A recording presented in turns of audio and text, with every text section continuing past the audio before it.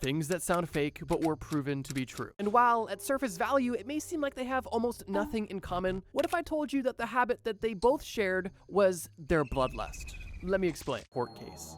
Pope Formosus was born in 1816 AD in Rome. Not much is known or documented about his early life. However, it is in the second half of his life and even after his life ended that his story becomes rather interesting and almost unbelievable. Regardless, now with the skeleton pope in power and more skeleton power than we've seen up until this point, there was truly only one way for the skeletons to get their revenge on Pope Formosus for what they believed to be the betrayal that he enacted on them. And how they decided about going about this revenge was by digging up the corpse of Pope Formosus, which at this point had been buried for over 9 months. The body of Pope Formosus was removed from its tomb, dressed up in traditional garb, and literally sat up on a throne in a traditional Roman court. And this decomposing corpse of a dead pope was officially on trial for perjury, violation of canon law, and illegally becoming pope. Now, while Pope Formosus was definitely not a perfect individual, and his entire religious and political career is pretty shoddy in some locations, there are many that remember him for the good that he did as pope,